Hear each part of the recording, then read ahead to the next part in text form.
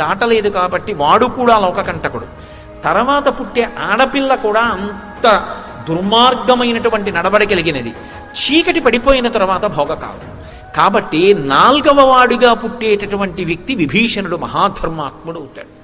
నీకు అలాగే సంతానాన్ని అనుగ్రహిస్తున్నాడు. ఎందుకంటే కాల నియమాన్ని మన్నించాలి. 4వ సంతానం కలిగితే తప్ప నీ కోరిక తీరదు కాబట్టి అలాగే అనుగ్రహిస్తున్నానని అనుగ్రహించాడు. ఆమెకి వరసగా కుమారులు జన్మించారు. అందులో మొదటివాడు పుడుతూనే 10 తలలతో పుట్టాడు. కాటుక కొండలా పుట్టాడు.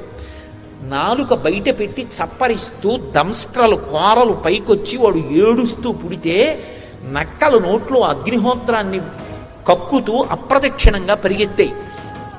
ఆకాశంలోంచి పిడుగులు పడ్డాయి. సూర్యుడు మబ్బుల చాటుకు వెళ్ళిపోయాడు. భూమి అంతా పరాగం పైకి లేచింది.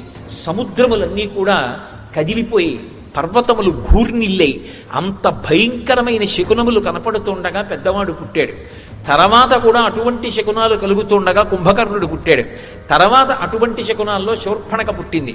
తర్వాత పరమధర్మాత్ముడు అన్ని శుభశకునాలు చూపిస్తుండగా విభీషణుడు పుట్టాడు. ఈ నలుగురికి పేర్లు పెట్టాడు. పులశ్చ బ్రహ్మ వచ్చి ఆయన రావణాసురుడికి పేరు పెట్టారు. ఒరే నువ్వు 10 తలలతో పుట్టావు, అందుకని మొదటివాడివి నీకు దశగ్రీవుడని పేరు ఉంచుతున్నానన్నాడు. ఆయన పేరు దశగ్రీవుడు. ఆయన బిరుదునామన్ రావణ ఎక్కువ చలామణి చేసుకున్నాడు. దశగ్రీవుడు ఆయన బిరుదునామన్ రావణ ఎక్కువ చలామణి చేసుకున్నాడు. దశగ్రీవుడని పేరు ఉంచాడు. వాళ్ళు లోకకంటకులై గోకర్ణంలో బ్రహ్మగారి గురించి తపస్సు చేశారు. కుబేరుడంతటి వాడు కావాలని. ఆ తపస్సుకు మెచ్చి బ్రహ్మగారు వచ్చారు. దేన్ని మెచ్చుకుని దానికి తగినట్టుగా అనుగ్రహించడం వాళ్ళ లక్షణం కాబట్టి బ్రహ్మగారు వచ్చారు.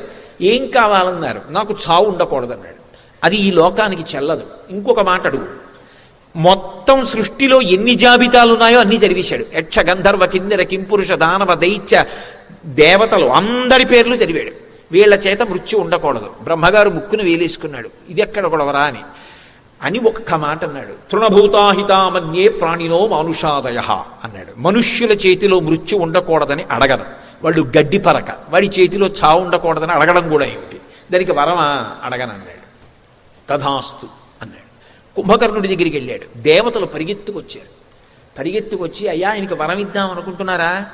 ఆయన ఇప్పుడే కొద్దిగా ఆకలి తీరడానికి అందాక ఏదన్నా నోట్లో వేసుకుందామని ఇప్పుడే నందనవనానికి వచ్చాడు.